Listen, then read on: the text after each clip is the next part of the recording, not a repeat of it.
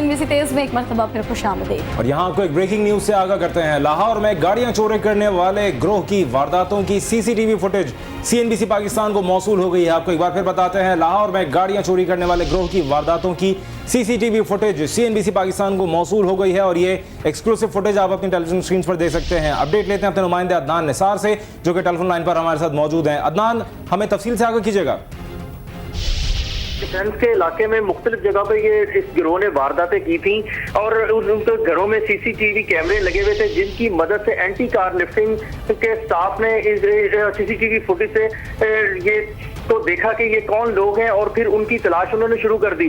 जब वो मुखबिर की खास ने उनको इतला दी कि ये लोग जो है इलाका गैर में जाकर गाड़ियां चोरी करके बेचते हैं, तो वो उनके पीछे गए अपने टीम के हमरा और वहां से जो है मुल्जिम निजामुद्दीन और शहनशाह जो पंजाब के मुख्तलिफ इलाकों से गाड़ियां चोरी करके ले जाता था और दूसरे शहरों में पेशावर के रास्ते अफगानिस्तान में जो है गाड़ियां वो स्मगल कर देता था। और मैं आपको यहाँ पे ये बताता चलूं कि ये वहां पे जाके अपना जो है वहां पे गाड़ियों के कागजात उनकी रजिस्ट्रेशन भी करवा लेता था और उनको ज्यादा कीमत में उन्हीं गाड़ियों को जो बेच देता था।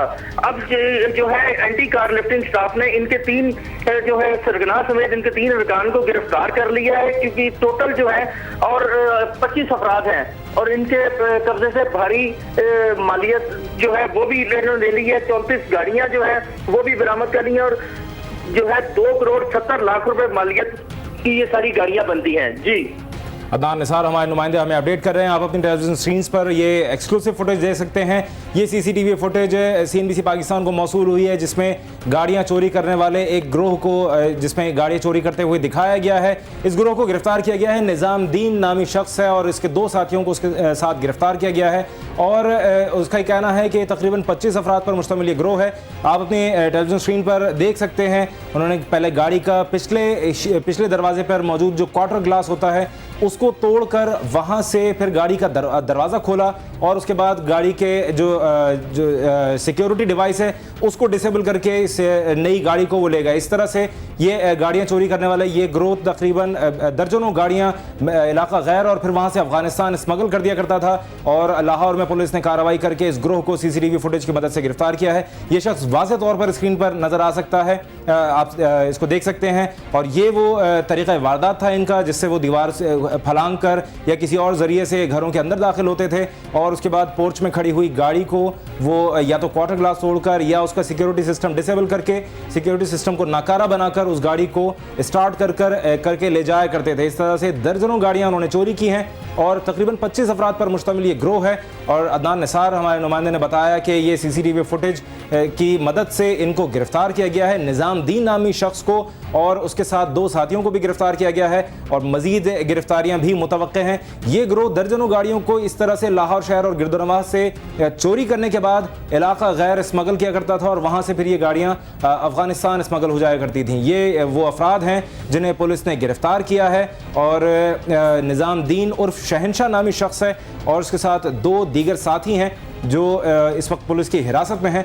और आप अपनी टेलीविजन स्क्रीन पर देख सकते हैं ये वो गाड़ी जिस वक्त यहाँ पार्क हो रही है उस वक्त की फुटेज है और इस दौरान ये वो शख्स है जिसने गाड़ी चोरी की वारदात में अहम किरदार अदा किया है। और ये सिर्फ एक वारदात का सिर्फ एक हिस्सा है।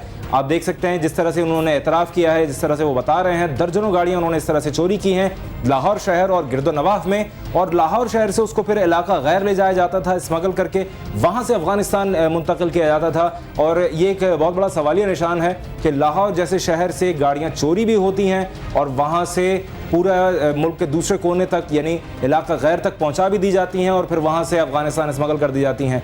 25 अफराद पर कमोबेश ये ग्रोह है और जिसके 2 अफराद को भी गिरफ्तार किया गया है। मजीद गिरफ्तारियां मुतवक्के हैं। अदनान निसार हमारे नुमाइंदे अपडेट कर रहे थे। आपका बहुत शुक्रिया।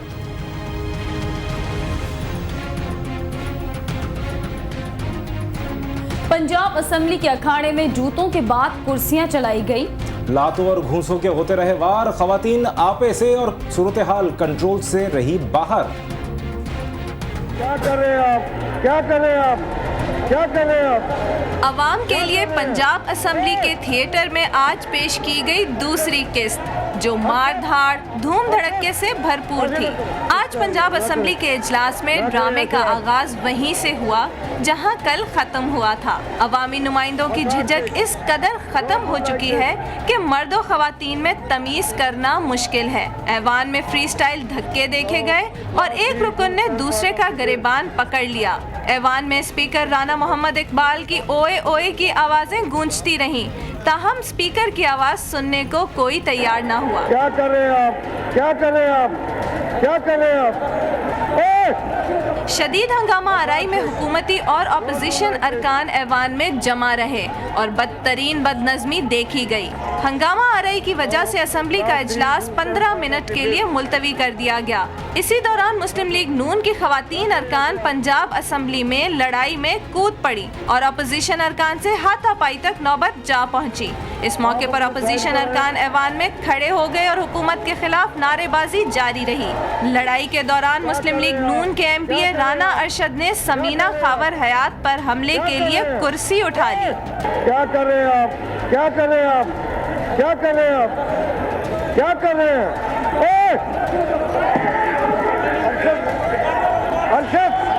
अर्शद ऐसे न करो। दूसरे शो की कामयाबी के बाद इनाम के तौर पर स्पीकर ने हुकूमती रुकन शेख अलाउद्दीन और मुस्लिम लीग काफ की रुकन सीमल कामरान की मौजूदा सेशन तक के लिए रुकनियत मुअत्तल कर दी। लेकिन बात यहाँ पर ख़त्म नहीं हुई। उन्होंने ऐवान के बाहर धरना दे दिया। इस मौके पर पुलिस ने इन्हें घेर लिया और एक और मलाखड़ा शुरू हुआ, जो धक्कम पेल में सीमल कामरान के गश खाकर गिरने पर खत्म हुआ।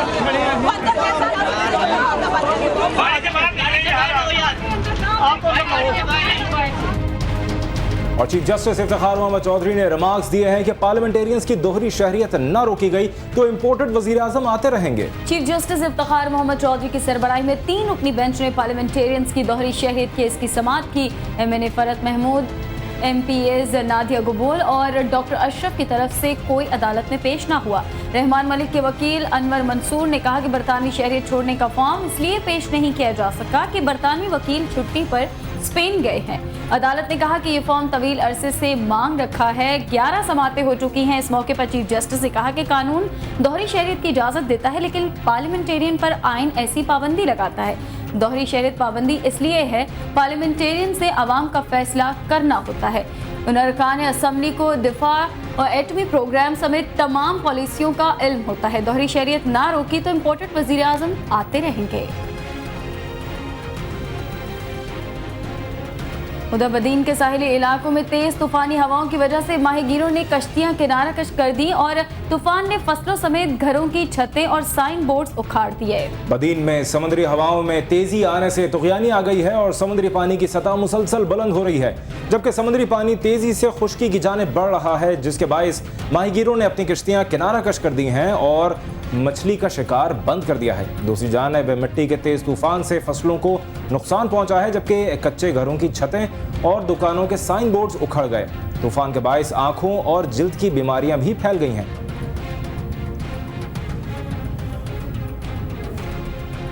अमेरिकी वज़ीर दिफा लियोन पेनेटा सऊदी अरब के शहजादा नाइफ की वफात पर इजहार अफसोस के लिए रियाद पहुंच गए। लियोन पेनेटा की क़यादत में सिक्योरिटी हुक्काम के वफ़द ने अमेरिकी सदर बराक ओबामा और अमेरिकी अवाम की जानिब से साबिक वली अहद के इंतकाल पर ताज़ियत का इजहार किया। वफ़द में FIA के डायरेक्टर रॉबर्ट मोलर समेत दीगर हुक्काम भी मौजूद थे। अमेरिकी वज़ीर दिफा ने सऊदी अरब के नए वली अहद और वज़ीर दिफा शहजादा सलमान से बात करते हुए कहा कि अमेरिका सऊदी अरब से मजबूत और गहरे ताल्लुकात चाहता है। लियोन पेनेटा का कहना था कि दोनों मुल्क दहशतगर्दी के खिलाफ जंग में ताउन करते रहेंगे।